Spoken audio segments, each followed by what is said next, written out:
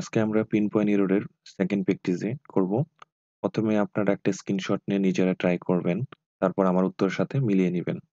১ নম্বর প্রশ্নে বলা হয়েছে, although the two families have always been involved in some form of bickering since the time they moved into the same neighborhood, there was no major quarrel for past 2 years. আসলে এখানে কোনো ভুল নাই, হ্যাঁ? এটা উত্তর হবে no error হয়। ২ নম্বর প্রশ্ন বলছে, despite all obstacle, I will complete this training on self-control by next month. মানে সকল obstacle থাকা সত্ত্বেও আমি পরবর্তী মাসের মধ্যে ট্রেনিং কমপ্লিট করব। ফিউচারে নির্দিষ্ট সময়ের মধ্যে কোনো কিছু টাস্ক কমপ্লিট করা অর্থে ফিউচার পারফেক্ট টেন্স হয়ে থাকে। তাহলে এখানে কি আছে? প্রথম হচ্ছে I will have completed হবে। এখানে হবে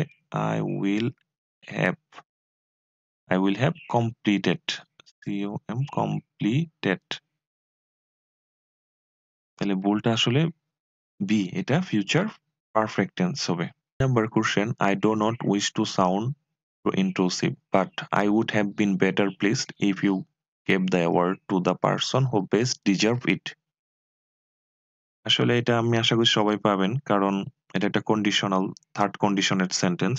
থার্ড কন্ডিশনে আমরা জানি, থার্ড কন্ডিশনে পাস্ট পারফেক্ট থাকলে ইফ যুক্ত সেন্টেন্সটা পরবর্তীটা হয় কত?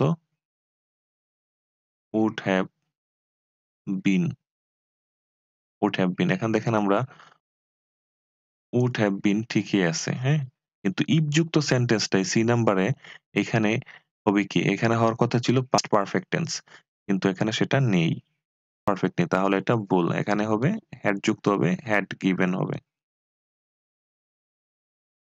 ৪ number sentence, though many scientists had initially regarded his theory as absurd and incompatible to, আসলে এখানে incompatible to এর পর incompatible with হবে। এটা একটা appropriate preposition। এটা এখানে এটাই ভুল, বোঝাই যাচ্ছে, আর পড়া দরকার নাই। incompatible with হবে। incompatible with হলো সামঞ্জস্যপূর্ণ বা ব্যালেন্সপূর্ণ। হুম? ৫ নম্বর প্রশ্ন হলো, the principal stepped aside just as the scam issue came up and in the process asserting his moral superiority. এই সেন্টেন্সটা পড়লে বুঝতেছি এটা সবগুলো past tense এ আছে। হ্যাঁ, stepped আছে, came up আছে, কিন্তু এখানে asserting দিয়েছে। হ্যাঁ, প্রিন্সিপাল সরে দাঁড়িয়েছিল যখন জালিয়াতি নিউজটা সামনে এসেছিল। এ থেকে পরে হলো এটা কি বলছে, and in the process asserting his moral superiority, এবং এই কাজকর্মে বোঝায় যে সে নৈতিক দিক হতে শ্রেষ্ঠত্বে ছিল। তাহলে এই যে asserted হবে এটা, হ্যাঁ? ভুলটা হলো ডি নাম্বারটা asserted। ASSERTED, asserted। ৬ নম্বর প্রশ্নে আছে, lately many of the committee's suggestion has been rejected। এখানে many of থাকলে আমরা মনে রাখতে হবে many of এর পরে নাউনটা প্লুরাল হবে, প্লুরাল নাউন হবে, প্লুরাল নাউনে আছে ভার্বটাও প্লুরাল হবে। কিন্তু দেখেন ভার্বটা সিঙ্গুলার আছে, তাহলে এখানে হ্যাভ বিন হবে, হ্যাভ বিন।